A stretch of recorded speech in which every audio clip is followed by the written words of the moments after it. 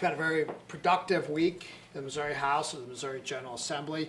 As you all know, the House has passed the 2016 budget, and that's done a little over 2 weeks earlier than is required by the Constitution. And I'm told it's the earliest that it's ever been through both bodies in the General Assembly. That's with a little bit of a caveat because the Senate, I think, still has a couple of bills to get through.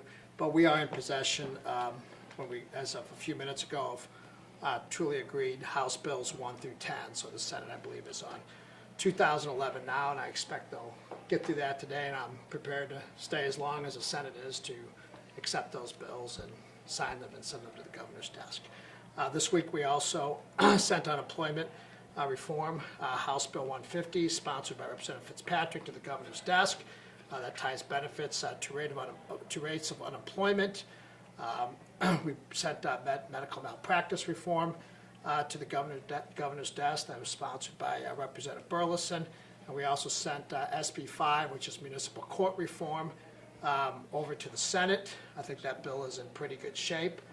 It's been a lot of work and a very collaborative effort on that bill on this side, including communicating with the Senate, the governor's office, as well as many of the various law enforcement, prosecutorial, judges, stakeholders in the municipal court process. So we feel pretty good about that bill, that we'll be able to work out whatever disagreements there may or may not be with the Senate. We haven't heard of any yet, and hopefully get that to the governor's desk in pretty short order. So we'll just start with that, and we'll see what's on your mind. I'll add one more thing, and that's the House Bill 42, which is the education bill. That bill's in conference. The conferees, as I understand it, are communicating, trying to resolve their differences, and I think there's cautious optimism that we'll get that figured out in the next couple of weeks and also get that to the governor's desk. Obvious question, Sure. but for the public out there, why was it so important to get the budget done so early? Well, as you know, over the past couple of years, we've kind of had what I always call summers of discontent, where we get the bill to the governor then vetoes a bunch of lines or announces prospective withholds, and essentially leverages stakeholders in the budget process, such as schools in particular, to help him with policy disagreements that he may have with us on other issues. So by getting that budget done early into the governor's desk this week, we'll be able to consider any vetoes before we leave here in the middle of May and kind of just clean those off the books. And I think too, structurally too, one thing I didn't mention about the budget is that this is a very conservative budget. There's a conservative consensus revenue estimate that the House, the Senate, and the governor agreed upon. The governor, as you know, about a week or 10 days ago, found another $80 million to help with things he wanted in this budget.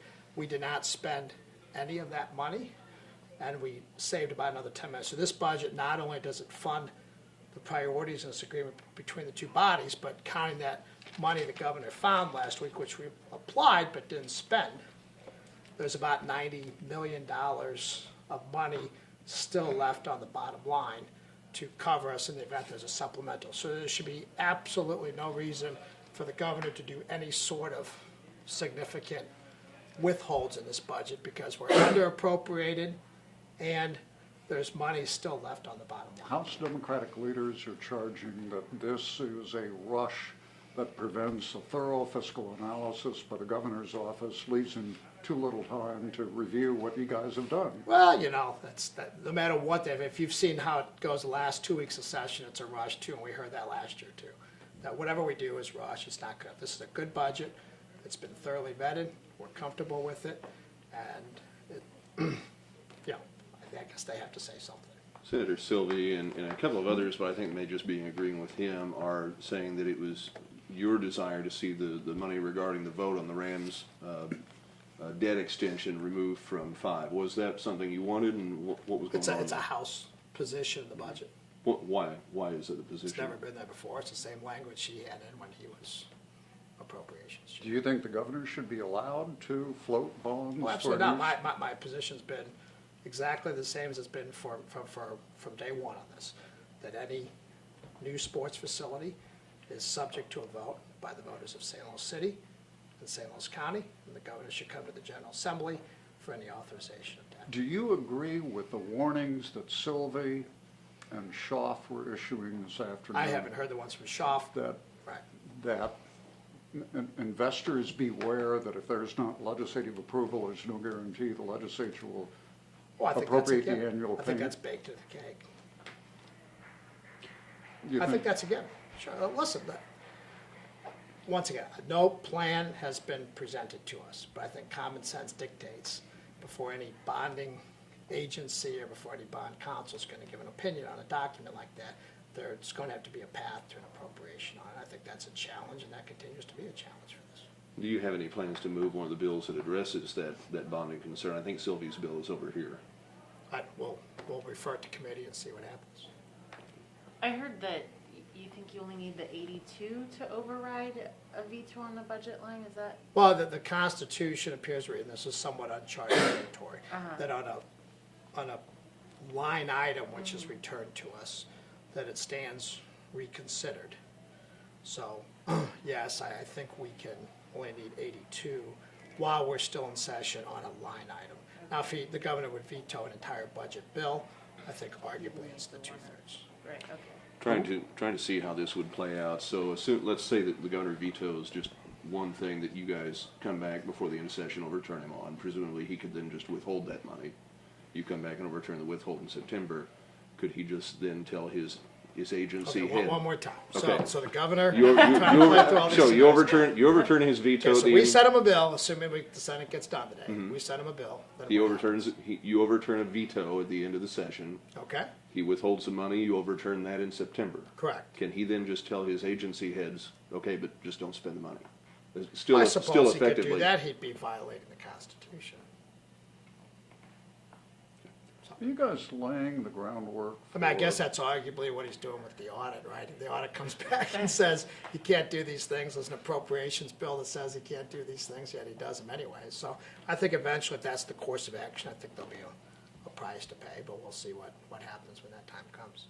Are you laying the groundwork that the end of this legislative session is going to be kind of a series of veto override motions, that the session ends with veto overrides? Oh, I think that's a very real possibility.